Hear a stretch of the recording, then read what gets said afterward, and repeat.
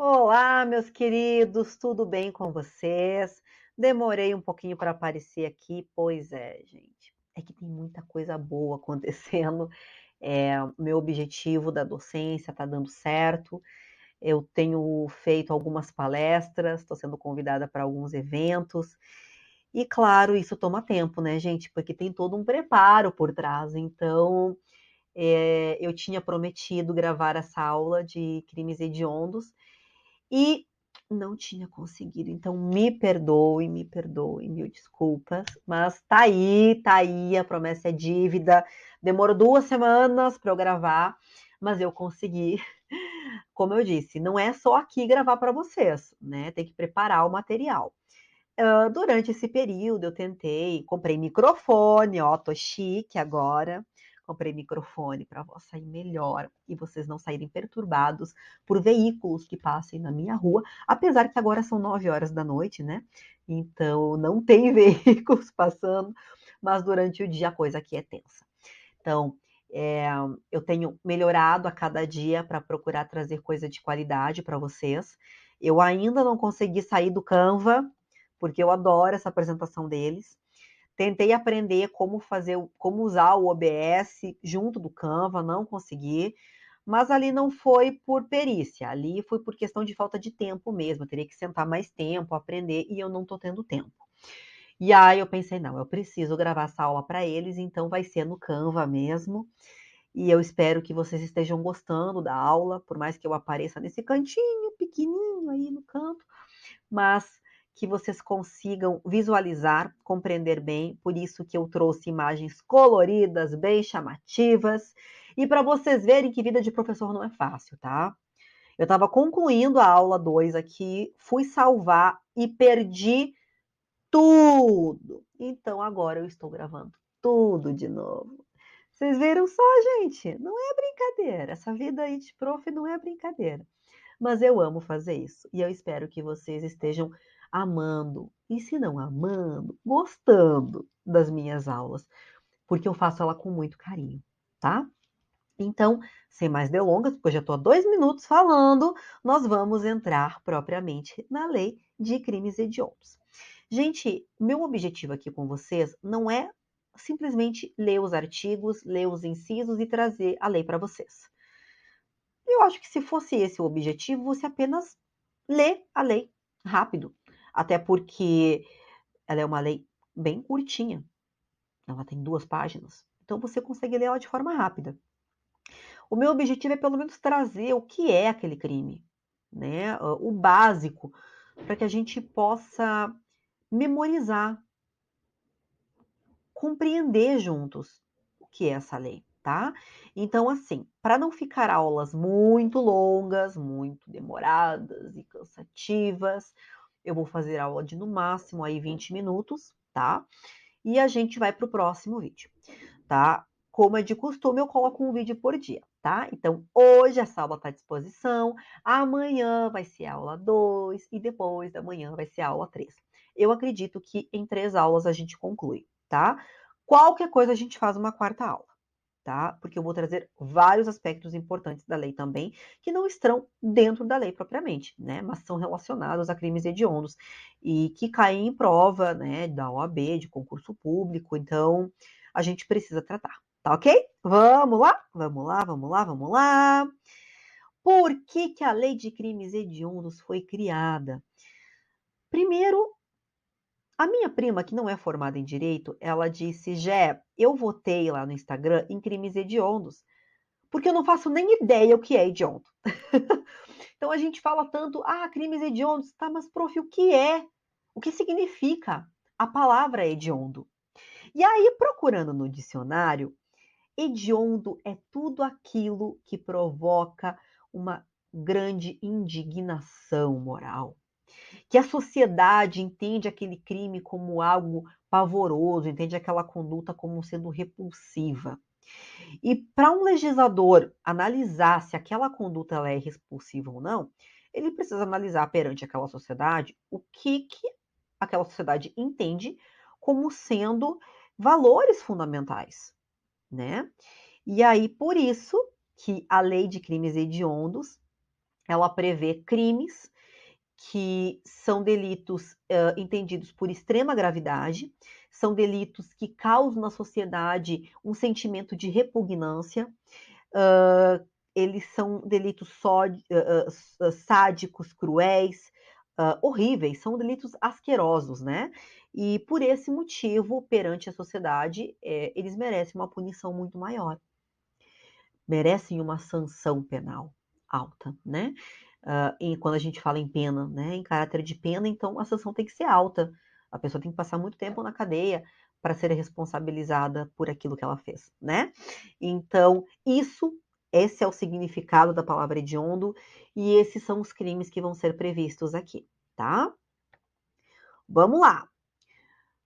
Coisa que é muito importante a gente falar, que também cai em prova, são os critérios de definição de hediondez. Então, o que é o critério legal, né? Os critérios podem ser legal, judicial ou misto. Então, o critério legal define que crime hediondo, ele vai ser crime o que o legislador dizer na lei que é crime, tá? Está previsto em lei, é crime hediondo. Não está previsto na lei, não é crime hediondo. Aí tem o critério judicial, que o que diz? Que é o juiz que vai analisar aquele caso concreto e vai dizer se aquele crime é ou não é hediondo, tá? E aí tem o critério misto. O critério misto diz que o legislador ele vai analisar o rol de crimes, vai colocar, vai prever lá aquele rol de crimes. E aí vai caber ao juiz incluir aquele crime como hediondo ou afastar a hediondez, tá? Agora, então, prof, qual critério é utilizado no nosso Brasil? Qual critério é utilizado no nosso país? É o critério legal, tá? Aqui não é o juiz que decide se aquele crime é hediondo ou não. Quem decide isso é o legislador. E o legislador já definiu o rol de crimes hediondos, que a gente vai tratar de um por um. E a gente vai começar agora. Vamos para o artigo 1º, que vai dizer o quê? Curto e grosso. São considerados hediondos os seguintes crimes, seja eles consumados ou tentados. Isso cai, tá? Ah, mas então o crime hediondo, ele só vai ser hediondo se for consumado. Não. Se for tentado, ele também vai ser crime hediondo, tá? E aí, aqui a gente já vai começar no primeiro inciso com uma alteração do pacote anticrime, ou seja, que entrou em vigor aí em janeiro de 2020, bem recente. Por que houve essa alteração, prof? Porque no inciso 1º trazia que o homicídio na forma qualificada seria crime hediondo. Então a gente tem as hipóteses de homicídio cometido por meio de tortura, homicídio cometido por meio torpe, por motivo fútil, né? Motivo torpe, não meio torpe, motivo torpe, com uso de veneno, meios insidiosos, cruéis, né? Que causam muita dor. Mediante pago e promessa de recompensa. O feminicídio é considerado um homicídio qualificado também, né? Lembrem-se do que é feminicídio, matar uma mulher que esteja em situação de violência doméstica ou familiar, né? Então, o marido, o ex-namorado, o ex-marido, mata essa mulher, né? Ou então mata essa mulher pelo gênero feminino, né? Por discriminação ao gênero feminino. Tipo, eu odeio mulher, né? E aí tem os casos, por exemplo, dos aqueles, ai meu Deus, agora eu esqueci o nome, aqueles criminosos que a gente chama, esses psicopatas, sabe? E que, por exemplo, odeiam as mulheres, então eles matam mulheres, né? Nesse caso é um feminicídio. E também o legislador trouxe uma situação de homicídios cometidos contra pessoas das Forças Armadas e policiais, né? Aquele rol lá do artigo 144. Então, assim, tem essas hipóteses do homicídio qualificado. Mas aí, o legislador, ali no pacote anticrime, ele trouxe a seguinte situação. Vai ser crime hediondo também o homicídio simples, mas em uma hipótese. Quando esse homicídio simples for cometido por grupo de extermínio, mesmo que, por exemplo, o grupo não esteja junto naquele momento e um agente que participa daquele grupo mata alguém de forma simples. Então, prof, o que é o homicídio simples? Você falou que é o homicídio qualificado, mas o que é o homicídio simples? É um caráter residual. Ou seja, tudo que não se insere dentro do homicídio qualificado, vai ser simples. Por exemplo, chega uma pessoa e dá um tiro na cabeça do outro ou um tiro no peito e mata.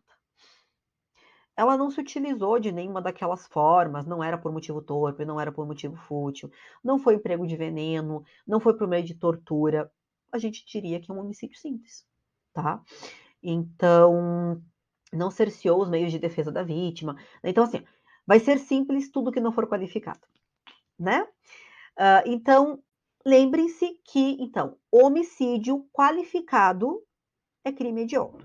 E tem uma hipótese de homicídio simples, quando realizado por grupo de extermínio ou por um agente do grupo. Beleza? Vamos então para o inciso 1A, tá? O inciso 1A, ele vai trazer uma situação de que a lesão corporal vai ser considerada um crime hediondo, mas muito cuidado. Essa lesão corporal, ela tem que ter resultado de natureza gravíssima, tá? Então, tem que gerar uma lesão gravíssima. Ou então, gerar a morte. Então, a lesão corporal seguida de morte. Vai ser aplicado para todas as pessoas? Não. Essa lesão corporal, ela só é aplicada, ela só é crime hediondo quando essa lesão for cometida contra as pessoas do artigo 142 ou o artigo 144, quando essas pessoas estiverem exercendo as suas funções ou então sofrerem essas lesões em decorrência da função que elas exercem. Meu Deus, prof, explica isso aí que tá difícil. Primeira coisa, quem são as pessoas do artigo 142 da Constituição? As pessoas das Forças Armadas. Então, os soldados, todos aqueles cargos, né? Todos aqueles, diria cargos. A gente tem soldado, sargento, como é que é mesmo? Tem um outro cargo que não é de tenente, mas enfim, é o cargo de praças ou então o cargo de oficiais das Forças Armadas. E aí a gente está falando em Exército, Marinha e Aeronáutica, tá? Então, cometeu uma lesão corporal de natureza gravíssima ou resultado de lesão corporal, né, natureza de morte, contra esses servidores das Forças Armadas, em razão da função deles ou durante o trabalho deles, você comete um crime hediondo, tá? E artigo 144. O 144 prevê o rol de órgãos de segurança pública. Então, a gente está falando dos policiais federais, rodoviários federais, ferroviários federais. A gente está falando de dos policiais civis, dos policiais militares, dos bombeiros militares, a gente está falando dos policiais penais, que eram conhecidos por agentes penitenciários, ou agentes prisionais, ou agentes socioeducativos, agora são tudo policial penal. A gente também pode abranger aqui os guardas municipais, tá? Então, só eles, a família deles também, tá? Então, se, por exemplo, você lesionar uma pessoa gravemente ou lesioná-la e resultar em morte, e essa pessoa era cônjuge, ou companheiro, ou ascendente, ou irmão, ou então um parente consanguíneo até terceiro grau desse agente, e for em razão, essa lesão foi em razão porque esse agente é policial, então eu vou lesionar a esposa daquele policial porque eu quero agredir ele de uma maneira indireta. Então, neste caso, se aplica o inciso primeiro. Entenderam? Então, lembre-se disso, tá? Só vai ser hediondo quando for contra essas pessoas, tá? E aí vocês viram, né? O objetivo do legislador ali é punir com o maior rigor esses grupos de pessoas ou essas pessoas que matam policiais simplesmente pelo fato de eles serem policiais, ou matam eles em uma situação de abordagem policial, tá? Matam ou lesionam, né? Entram em luta corporal com esses policiais e lesionam eles. Então, o legislador veio para punir com o maior rigor, tá? Vamos para uma outra alteração, tá? O roubo, ele foi incluído no pacote anticrime, pelo pacote anticrime, e aí, assim, é o roubo simples, prof? Não. Ele trouxe 3 hipóteses do crime de roubo, tá? Então, se o crime de roubo for circunstanciado pela restrição da liberdade da vítima, vai ser crime hediondo. Tá, como é que funciona isso? Vamos para um exemplo palpável. O cara quer assaltar uma família, né? Mas ele entra na residência para assaltar, se depara com a mulher na cozinha. E aí, para ele garantir que ele possa pegar determinados objetos da casa, ele restringe a liberdade dessa pessoa. O objetivo dele não é sequestrar ninguém. Ele não sequestrou ninguém. Ele não tirou aquela pessoa de um lugar e levou para o outro. Não. Ele entrou na casa e restringiu a liberdade da pessoa. Ele entrou no escritório daquela pessoa e restringiu a liberdade dele. Para poder roubar, tá? Nesse caso, é o roubo circunstanciado. Nesse caso, é crime hediondo. Outro crime hediondo. O roubo utilizando arma de fogo. E aí aqui pode ser tanto arma de fogo de calibre permitido, de calibre restrito ou proibido, tá? E também o roubo qualificado pela lesão corporal grave, aqui lei é gravíssima também, e morte, tá? Então, se ocorrer o roubo e resultar numa lesão corporal grave ou gravíssima, ou então resultar em morte, vai ser crime hediondo. Vamos para uma outra alteração também do pacote anticrime. Ah, só antes, olha que chique que eu tô, gente. Eu comprei até um microfone para gravar as aulas para vocês. Porque agora eu estou gravando 9h30 da noite, né? Mas, às vezes, eu gravo à tarde. E aí, onde eu moro é bem movimentado. Então, passa caminhão, passa carro e é barulho de som. E aí, eu tô fazendo de tudo para tentar entregar um material de qualidade para vocês. Então, deem like nesse vídeo, tá? Vamos lá. Inciso 3º. Extorsão qualificada pela restrição da liberdade da vítima. E a garganta secou.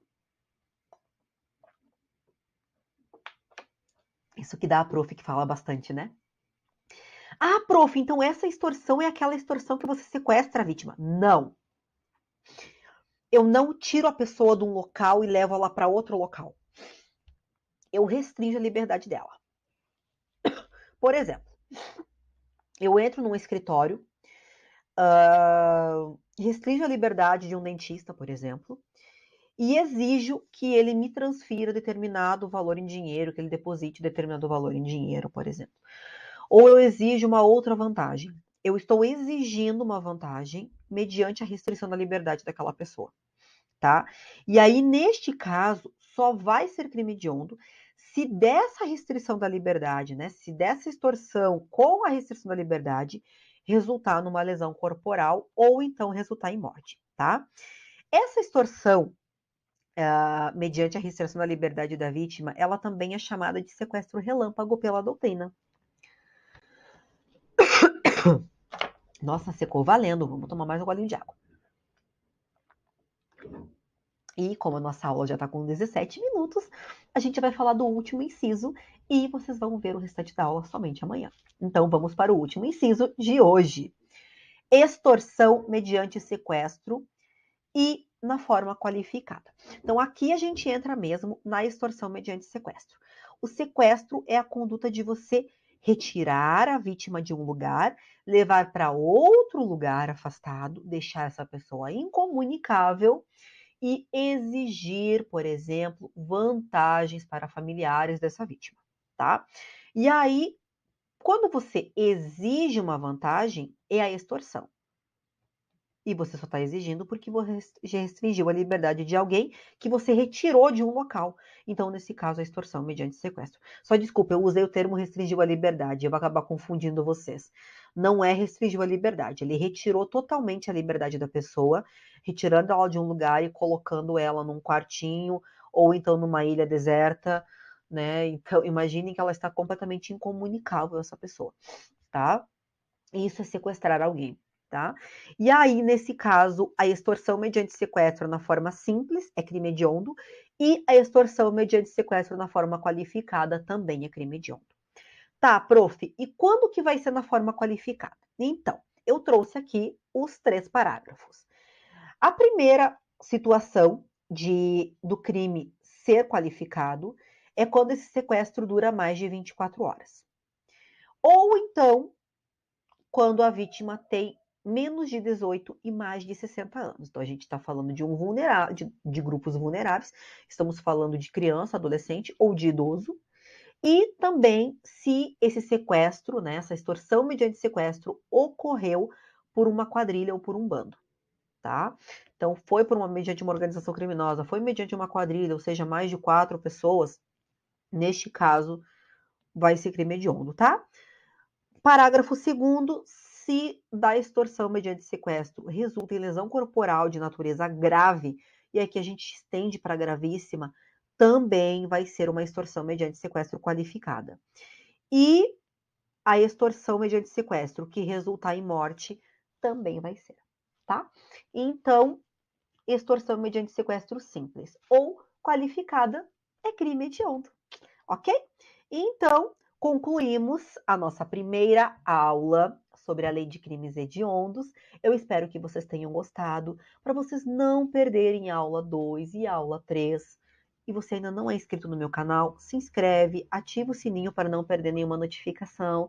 E se você gostou dessa aula, dá um like aí, tá? Que isso ajuda bastante a promover o canal e ajudar outras pessoas que tenham vontade de aprender mais sobre esse mundo do direito, sobre a lei de crimes hediondos. Um abraço para vocês, fiquem muito bem e bons estudos!